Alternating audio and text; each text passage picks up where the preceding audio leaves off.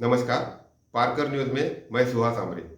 दोस्तों, आज हम आपको डर के बिजनेस के आइडिया के बारे में बताएंगे, क्योंकि कोई तो है जो ये नहीं चाहता कि आपके मन से कोविड का डर कभी भी समाप्त हो।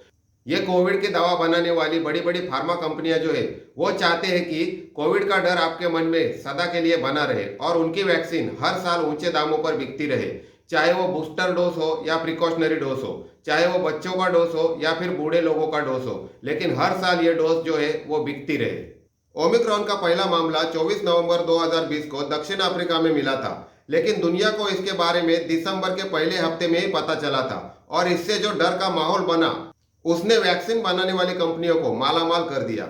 यानी आपका डर इन कंपनियों के लिए पैसा छापने की मशीन बन गया है।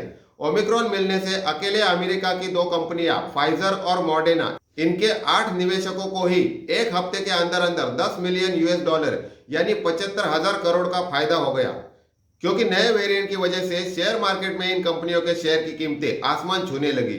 अब आप सोचिए कि कोरोना महामारी का एक वेरिएंट इन कंपनियों को हजारों करोड़ों रुपए कमा कर दे रहा है, तो ये कंपनियां महामारी खत्म होते क्यों देखना चाहेगी? ये तो यही चाहेंगे कि हर 6 महीने में एक नया वेरिएंट आता रहे। इनके लिए तो वेरिएंट एक प्रोडक्ट की तरह है जिस पर खर्च तो कुछ नहीं, लेकिन मुनाफा हजारों करोड़ों का है। अब हम शुरुआती तौर से देख लेते हैं। कोरोना महामारी चीन में आई 2019 में, भारत में जनवरी 2020 में आई। तभी डब्ल्यूएचओ की तरफ से कुछ निर्बंध लगाए गए थे। खांसी, जुकाम और बुखार के मरीजों को सामान्य डॉक्टरों ने चेक करने पर पाबंदी लगाई थी।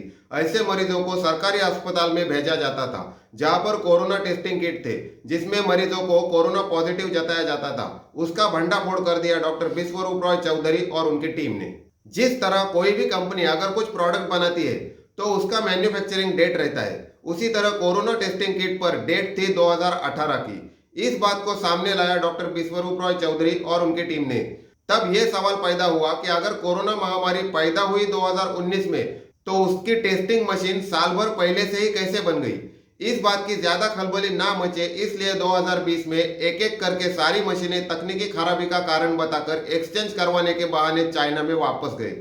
और जब एक्सचेंज होकर फिर से हर जगह बांटे गए तो उसका नाम कोरोना टेस्टिंग किट से बदलकर मेडिकल टेस्टिंग किट कराया गया था, ऐसा नजर आया। लेकिन डॉक्टर साहब की टीम ने एक और बात नोटिस करी कि एक्सचेंज होकर आई मशीन और पहले की मशीन का प्रोडक्ट कोड नंबर एक ही था। मतलब ये हुआ कि ये मशीनें एक्सचेंज होकर नहीं बल्कि सिर्फ नाम बदलकर वापस आ गई थी। अब देखते हैं ये बीमारी पूरी दुनिया में फैली कैसे।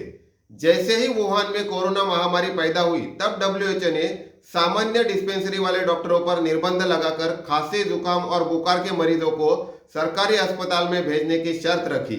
फिर डब्ल्यूएचओ के कहने पर अलग अलग देशों ने अपने अपने सरकारी अस्पतालों के लिए ये कोरोना टेस्टिंग किट खरीदना शुरू किया। जिन जिन देशों ने ये मशीनें खरीदी, उन सभी देशों में कोरोना महामारी का फैलाव होता गया। ये बहुत जल्द अलग अलग देशों में फैलती गई। लेकिन दुनिया में कुछ ऐसे गरीब देश भी है जो ये मशीन खरीद नहीं सकते थे, जैसे अंगोला, बोट्सवाना, दक्षिण अफ्रीका, मोजाम्बिक, जाम्बिया, टांजानिया और युगांडा। और तो और ये ना ही वर्ल्ड हेल्थ ऑर्गेनाइजेशन के मेंबर्स थे, तो इसलिए डब्ल्यूएचओ के निर्बंध भी इन पर लागू नहीं हुए। तो इन देशों में सामान्य डॉक्टर सर्दी बुखार के मरीजों को आमतौर की तरह ठीक करते रहे। यही कारण है कि जितने जल्दी बाकी देशों में कोरोना फैला, इन देशों में उस वक्त कोरोना था ही नहीं। यह बात ज्यादा लंबी ना चले, इसलिए फिर डब्ल्यूएचओ ने इन्हें कोरोना टेस्टिंग की मशीनें मुफ्त में बहाल की और उसके बाद वहां पर भी कोरोना के मामले दिखना शुरू हुआ। अब बात करते हैं थर्मल टेस्टिंग की। शुरू में लेजर मशीन से आपके माथे पर तापमान चेक किया करते थे।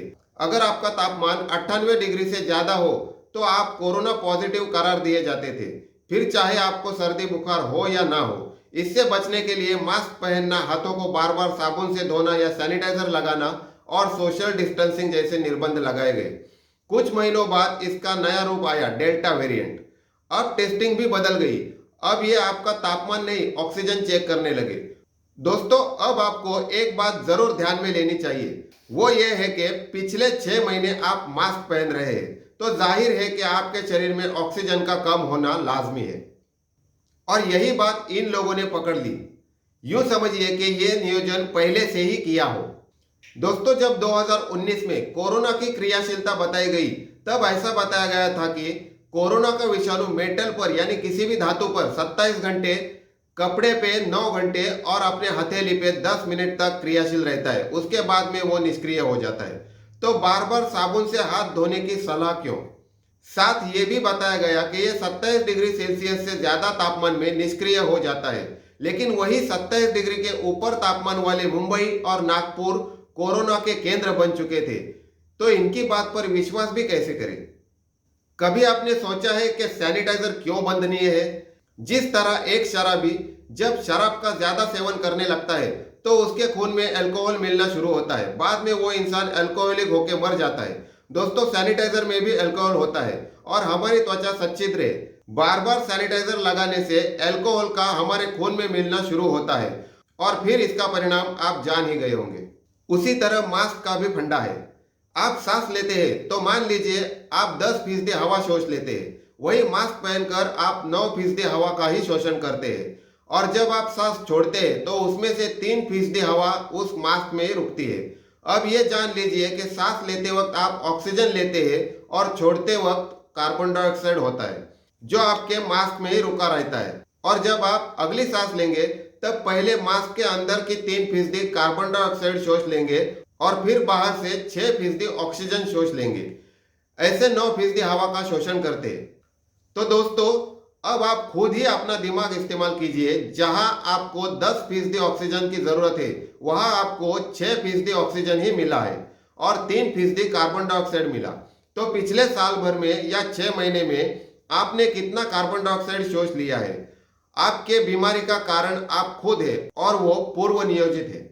अब निर्बंध के बारे में देखें तो दुकानें सुबह 7 बजे से रात के 10 बजे तक चालू रखने से भीड़ होगी या 7 बजे से 11 बजे तक यानी 4 घंटे खुली रखने से भीड़ होगी? इससे यही पता चलता है कि सरकार को भीड़ ही चाहिए, तभी तो वो दुकानों का समय कम कर देते हैं ताकि दिन भर के ग्राहक 4 घंटे में आए और भीड़ हो जाए। दोस्तों, क्या आपके मन में कभी ये सवाल नहीं उठा कि कोरोना के समय में dengue, malaria, typhoid, flu, influenza, hepatitis, cholera, ये सब बीमारियां गई कहां पे? इन 2 सालों में अगर आपको बुखार आ जाए तो ब्लड टेस्ट क्यों नहीं करवाते? क्योंकि इससे आपकी असली बीमारी सामने आएगी। फिर कोरोना कैसे दिखाएंगे? कोरोना से हुई मौत की बॉडी घर वालों को क्यों नहीं सौंपते? क्या उस बॉडी से कुछ शारीरिक हिस्से गायब तो नहीं होते? अगर ऐसा नहीं तो ट्रांसपेरेंट प्लास्टिक में पैक करके बॉडी दे सकते हैं, लेकिन उससे पता चल जाएगा कि बॉडी के साथ क्या क्या हुआ है। गौर की बात यह है कि कोरोना से हुई मौत के बॉडी का पोस्टमार्टम करने पर निर्बंध लगा दिया है ताकि असल में मौत किस वजह से हुई इसका आप पता ना कर सके।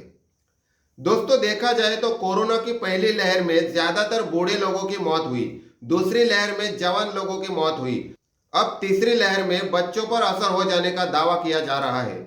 यह पहली ही ऐसी बीमारी है जो बारी बारी से पकड़ रही है और अगली लहर कब आने वाली है यह भी बता के जाती है।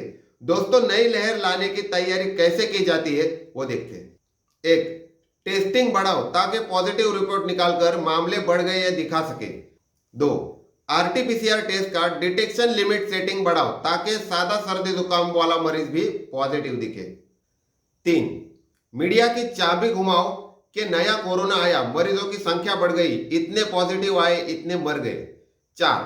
नेता लोगों से जनता को निर्बंध, दंड, लॉकडाउन लगा की धमकी दे दे। 5. नेताओं की कमीशन दुकानें चालू रखने के लिए मेडिकल, हॉस्पिटल, एम्बुलेंस वाले लोगों के मालिकों को जनता को लूटने के लिए तैयार रहने को कहे। 6. सामान्य दुकानदार, स्थानीय व्यापारी, मजदूर, इनको नियम शर्तें लगाकर अड़ाया जाए। 7. लॉकडाउन के नाम पर सार्वजनिक और निजी वाहतुक बंद करें और लोगों में झूठा डर पैदा करके घरों में रहने को कहे। 8. टीवी मीडिया का उपयोग करके 24 घंटे डर फैलाने वाली खबरें, झूठे आंकड़े और पुराने लॉकडाउन के वीडियो दिखाते रहे। 9. सामान्य लोगों की नौकरी धंधे बंद करा के उन्हें कर्जदार बनाए। 10. ये सब करके खत्म होने के बाद अगली लहर कब आने वाली है वो पहले ही घोषित करा दे ताकि संभले हुए लोग डर के माहौल में ही जिए। ये सब फर्जी खाना पिछले 2 साल से खुलेआम शुरू है और इसके विरोध में जनता चुप है। अब ये षड्यंत्र अंतिम टप्पे में है। अब इन्हें छोटे बच्चों की झूठी आरटीपीसीआर टेस्ट कराकर पॉजिटिव दिखाना है। छोटे बच्चों के टीके को मान्यता मिली है, मतलब आखिरी टारगेट छोटे बच्चों के टीकाकरण का है जो पहले से ही तय है। उसी के लिए स्कूलें शुरू कराई गई थी। टीका लेने के बाद अगर किसी बच्चे की मौत होती है या गंभीर साइड इफेक्ट होता है तो उसके लिए जिम्मेदार ये लोग नहीं रहेंगे और नुकसान भरपाई भी नहीं देंगे, क्योंकि टीका लेना ये कानूनन दृष्टि से ऐच्छिक है, मतलब आप आपकी इच्छा से ले रहे हैं। ये बात केंद्र सरकार ने कोर्ट में मान्य की है, इसलिए उनके ऊपर कोई केस नहीं कर सकते, नुकसान भरपाई नहीं मांग सकते, ये उनको पता है। सामान्य नागरिकों ने अब इस फर्जी खाने के विरोध में खड़ा होना चाहिए और इस बात को स्थानीय स्तर पर संपूर्ण विरोध दर्शाना चाहिए। आपके वकील, आयुर्वेदिक, होम्योपैथी डॉक्टर मित्रों को इस बारे में बताना चाहिए और उनकी मदद से स्थानीय लोग, नेता, सरपंच, जिलाधिकारी, इन सब को टीकाकरण शक्ति, मास्क दंड, लॉकडाउन नियम, इनके आदेश ऊपर से कौन सा अधिकारी देता है वो पूछिए और उसका लिखित जवाब दर्ज करें, ताकि कोर्ट में वो सबूत के तौर पर दिखा सके और इस फर्जी खाने के विरोध में कानूनी कार्रवाई कर सके।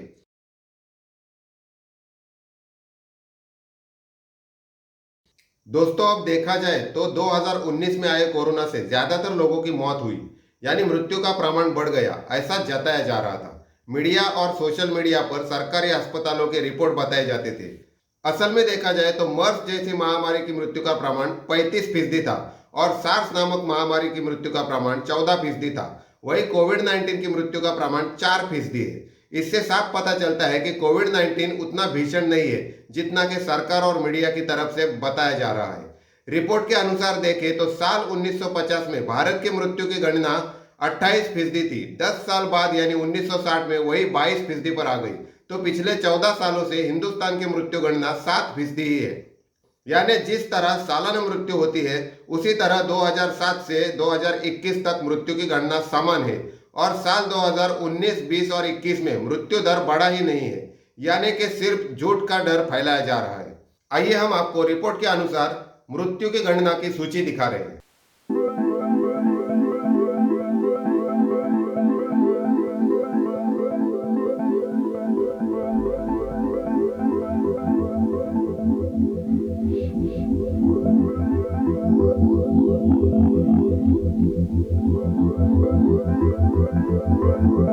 दोस्तों, अब हम एक अंदाजन हिसाब लगाते हैं।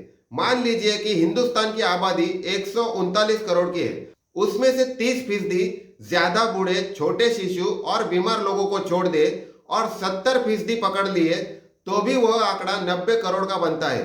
अब मान लीजिए एक वैक्सीन 700 रुपए की है तो 90 करोड़ लोगों के टीकाकरण का आंकड़ा कितना होगा? फिर दूसरा डोज, तीसरा डोज, बूस्टर और न जाने क्या क्या। अब तो 18+ के लोगों को नए कोरोना के नाम पर और 3-4 नए बूस्टर टीके देने की भी तैयारी शुरू हो चुकी है। आप सोच रहे होंगे कि वैक्सीन तो फ्री में मिलता है। बिल्कुल, सरकार जरूर आपको वैक्सीन फ्री में देती है, मगर वैक्सीन की कंपनी से सरकार खरीद कर ही लेती है और सरकार जो कीमत उन कंपनियों को चुकाती है वो आपसे टैक्स में वसूला गया पैसा है। अब वैक्सीन कंपनी के नजर से देखें तो पूरी दुनिया की आबादी 750 करोड़ की है, तो इस बीमारी का पूरी दुनिया में फैलना लाजमी है। इससे मिले राशि में से 30% सरकारें सुरक्षा यंत्रणा और आरोग्य यंत्रणा में बांट दे तो भी 70% राशि बच जाती है और 750 करोड़ की 70% एक अच्छी भली बड़ी रकम लगभग 525 करोड़ की होती है। तो कोई भी यही चाहेगा कि ये रकम हर साल मिलती रहे। उसी नजर से देखें तो हर साल एक लहर आती है। तो कोरोना महामारी खत्म होने की सोच आप और हम कर सकते हैं, लेकिन वैक्सीन कंपनियां और उनके 10% वाले कतई नहीं चाहेंगे। दोस्तों, पारकर न्यूज में फिलहाल इतना ही। ऐसी ही दिलचस्प खबरें जानने के लिए देखते रहिए पारकर न्यूज। धन्यवाद।